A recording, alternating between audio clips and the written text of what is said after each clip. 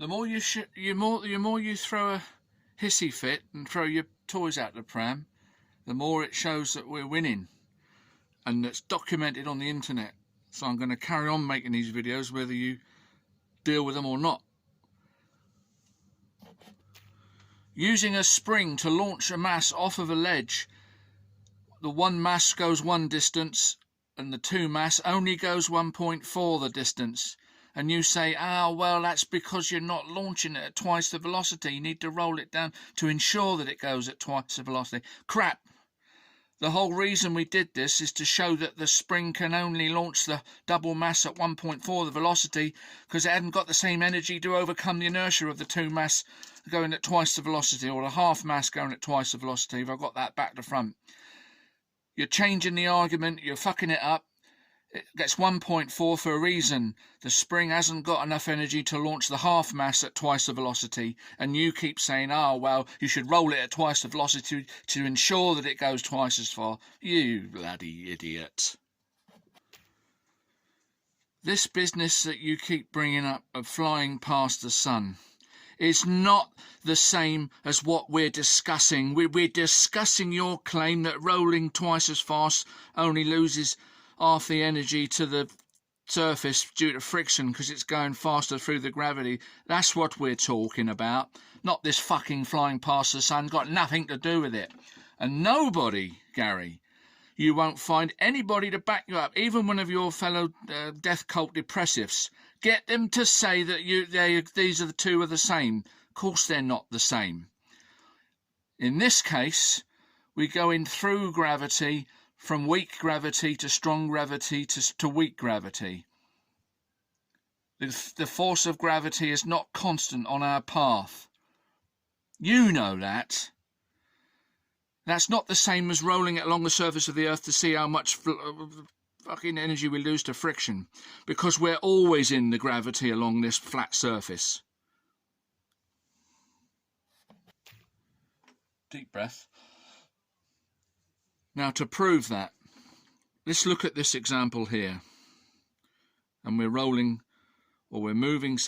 Let's say somebody's walking along here with a bucket, to use your analogy, and this represents the rain. If we go this distance in 1 unit of time, say 1 second, it takes us 1 second from move to here to here. We get a certain amount of water in our bucket, don't we? If we now want to go 10 times as fast, so we would cover this distance in 1/10 of a second. So you could say, well, now we've only got 1/10 of the water in the bucket we did before. Do you agree with that? Okay. But because the time in the gravity, the time is going to be the same, so we've gone 1 second in this example. We want to go for 1 second in the second example. So 1 second would get us 10/10 of distance. So we would get to here. Still travelling for 1 second, but at 10 times the velocity. We would do 10 times the distance. Agreed? Now, what's here? Is there any rain falling here? Yes, of course there is. Because that's how gravity would be. We wouldn't be escaping the gravity from moving a distance. Unlike this stupid example you keep bringing up, because nothing to do with it. Right. So we got all these rainfall in every segment.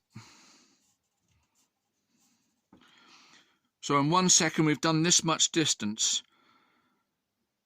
Well, if we've collected 1/10 of the volume in the first segment, we've collected 1/10 there, 1/10 there, 1/10 there, 1/10 there.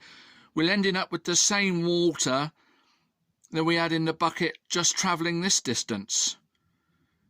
The same water is now because we're going so much further through so much more rain, even though we're going so much faster. Right? I fucking got you here, you cunt. Because you fucking know this is true. And the way you get around it is you have to go back to this example. Because in this example, the faster you go past the fucking... Yeah, the less you fucking catch because you're going faster. In this example, the velocity doesn't matter because you're always in the fucking rain. You're not escaping the rain like you are here. Go past it faster, in, out, faster. Here, you're always in it. And you sort of admit that doesn't matter how fast you go backwards and forwards in it. It's the time. Well, that falls down, doesn't it?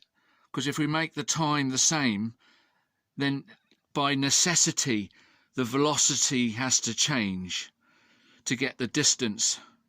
If the time increase stays the same, then the velocity will have to change for a differential, and that means the distance has to change.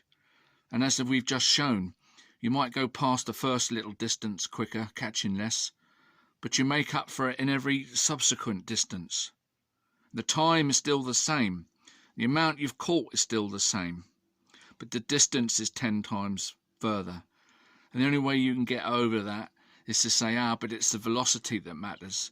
The velocity doesn't matter in this example. It only matters in this example. So you always go back to it. Sunlight through a window, radiation through a window, fucking rain into a bucket. Falls down your argument when we're talking about friction, because we're constantly now in a constant source of gravity, a constant source of rain. It can't vary. No matter where you go, you can't vary it. Your fucking argument's fallen down on its arse, you cunt.